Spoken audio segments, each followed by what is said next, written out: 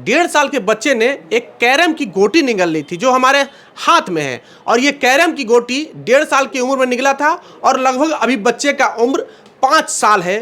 तो क्या कुछ हुआ हम डॉक्टर साहब से जानेंगे और कैसे इसका ट्रीटमेंट हुआ, कैसे इन सब चीज़ों पर गौर किए और कितना इलाज ज़्यादा कुछ ना बात करते हुए हम डॉक्टर साहब से ही बात करेंगे।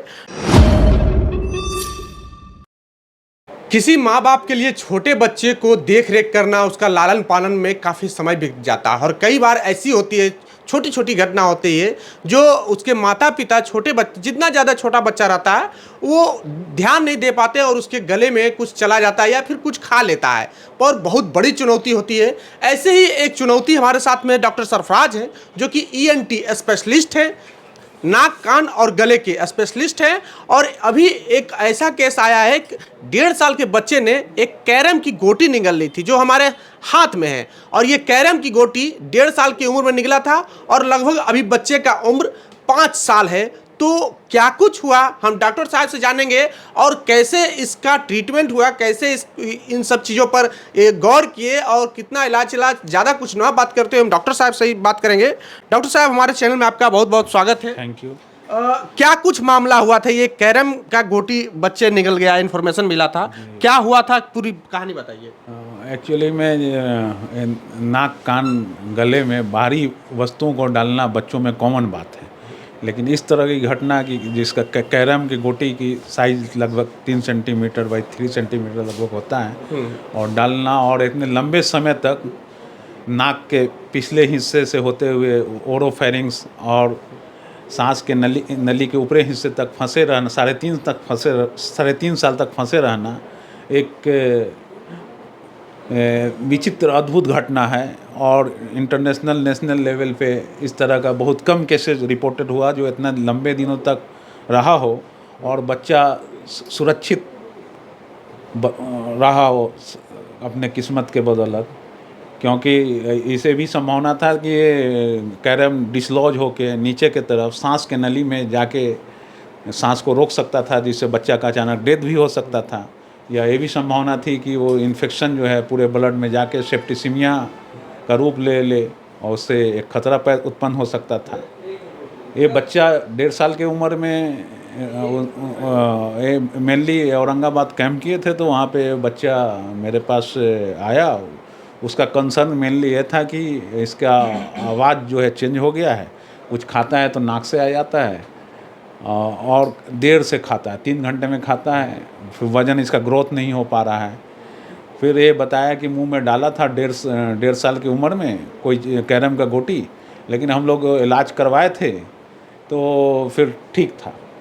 तो हम कैरम की गोटी निकला कि नहीं उस टाइम? हाँ, कैरम की गोटी उस वक्त जो 1.5 साल की उम्र में कैरम की गोटी इसके रिश्तेदारों ने देखा कि मुंह में डाला है। उसके बाद ये बनारस गया, बनारस से वहाँ जांच पड़ताल होके आया तो बोला कुछ नहीं है। प्लस उसके बाद उसको नाक से कुछ खाता था तो दूध वगैरह नाक से आ जाता था, तो इसलिए फिर ये सासाराम में भर्ती रहा 15 दिन तक ICU में।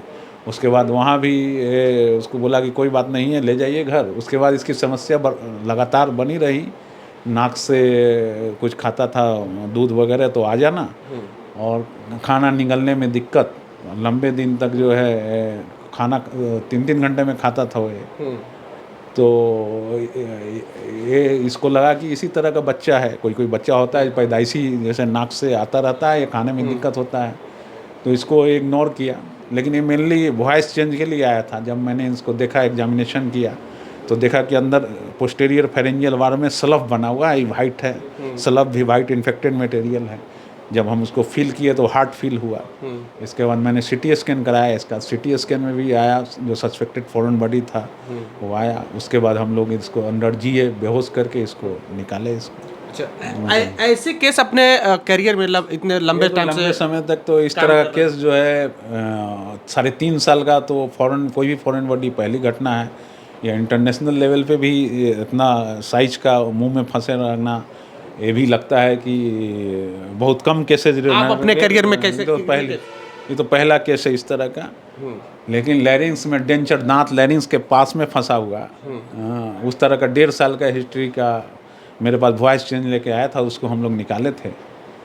तो उसकी उम्र 50 साल का था। इस तरह के बच्चा में इस तरह का तो होता ही नहीं, जनरली आता है बच्चा तो उसे सेम डे निकल जाता है सारा चीज़ इस तरह का। अच्छा डॉक्टर साहब, बच्चे अगर कुछ निगल ले और गार्जियन या माता पिता उसको नहीं देख पाए कि कुछ निगल लिया, निगलने का के बाद जो बच्चे में क्या क्या बदलाव आता है? खाना निगलने में जनरली अगर छोटी साइज छोटा हो तो पार कर जाता है ना, पेट के रास्ते। लेकिन अगर उसको साइज बड़ा हो कोई भी फॉरेन बॉडी या वस्तु का, तो वो नैरोएस्ट पार्ट होता है खाने के, क्रिकोफेरिंग्स, जनरली वहीं पे फंसता है। तो अगर कोई गले में चीज़ फंसा हुआ होगा तो फिर उसको निगलने में दिक्कत होता है बच्चा को। तो अगर खाने में अचानक से दिक्कत हो जाए या अचानक से कोई बच्चा को बुखार नहीं हो, सांस लेने में दिक्कत हो, तो फॉरेन बॉडी का सस्पिशन करना चाहिए।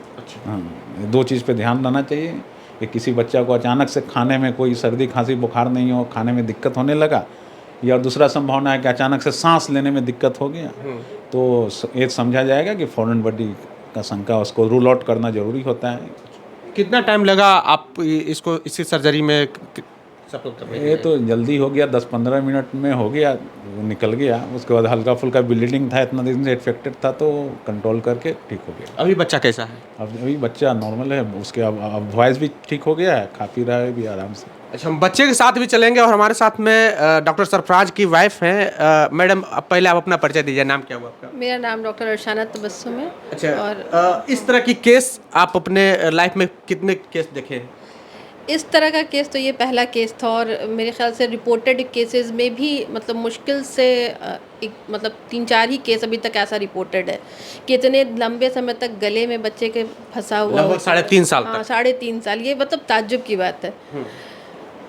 अच्छा, आप उन माता पिता को क्या मैसेज दीजिएगा कि जो बच्चे कुछ निगल ले, आसपास की वस्तुएं जो उसको दिखता है, और क्या क्या बदलाव आता है बच्चे के बॉडी सबसे पहले जब बच्चा छोटा होता है, जब आप बच्चे की आदत होती है हर चीज़ को लेके उठा के मुंह या कान नाक गले में डालना, तो आप कोशिश करें कि मैक्सिमम जो छोटी चीज़ें वस्तु जो उसके पहुंच में, वो सब उसके पास ना रखें, कोई ऊंचे स्थान पे रखें। या कुछ आजकल चिप्स के पैकेट्स में छोटा छोटा खिलौना मिलता है, वो भी बच्चों लोग को माँ बाप दे देते हैं, जो चिप्स लेके खा लो, लेकिन वो खिलौना अंदर निकलता है और वो बच्चा फंसा लेता है, वो दिक्कत करता है। प्लस बटन बैटरी जो होती है छोटे से खिलौने में अक्सर रहता है, वो तो सबसे ज़्यादा घातक अगर कोई फॉरेन बॉडी है किसी के लिए, तो वो बटन बैटरी है। बटन बैटरी क्या करता है कि वो उसके अंदर एसिड होता है, वो जहाँ जाता है वहाँ जला देता है, तो इसमें बच्चे को अपने मतलब जान से भी हाथ खोना पड़ता है।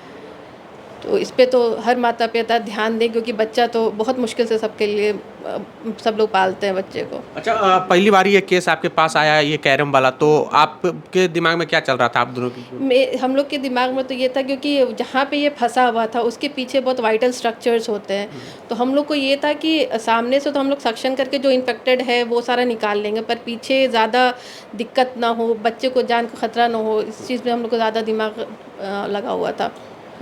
चलिए, तो अब हम बच्चे के पास चलते हैं और बच्चे के बारे में बताते हैं। डॉक्टर साहब बताएंगे कि वो बच्चा कौन है, उनके माता पिता से भी बात करेंगे और बच्चे के बारे में जानेंगे कि उसकी अभी स्थिति क्या है। कि ऐसे केस जो डॉक्टर साहब भी बता रहे थे कि अंतर्राष्ट्रीय लेवल पे ये मामला आता है, और ऐसे केस बहुत कम, रेयर ही रिकॉर्ड होते हैं। और ये बच्चा लगभग 1.5 साल की उम्र में एक कैरम की गोटी निगल लेता है। अब 5 साल की उम्र में डॉक्टर सरफराज और अपनी पत्नी के साथ इस कैरम की गोटी को निकालने में सफल होते हैं। और कई डॉक्टरों से इनके पेरेंट्स ने दिखवाया, तो सारे डॉक्टर्स ने क्लियर कर दिया कि इसके गले में कुछ नहीं है, कोई तरह का दिक्कत नहीं है, थोड़ी बहुत दर्द होती है। तो इनके माता पिता भी यही सोच रहे थे कि बच्चे का जन्म से ही कुछ प्रॉब्लम है, पर डॉक्टर सरफराज के पास आए तो मामला कुछ और ही था। बहरहाल, आप इस वीडियो पर क्या सोचते हैं, आप अपनी प्रतिक्रिया कमेंट बॉक्स में जरूर दें। अगर आप यूट्यूब चैनल पर देख रहे हैं तो चैनल को सब्सक्राइब कर लें, फेसबुक पेज पर देख रहे हैं तो पेज को लाइक कर लें। बहुत बहुत धन्यवाद।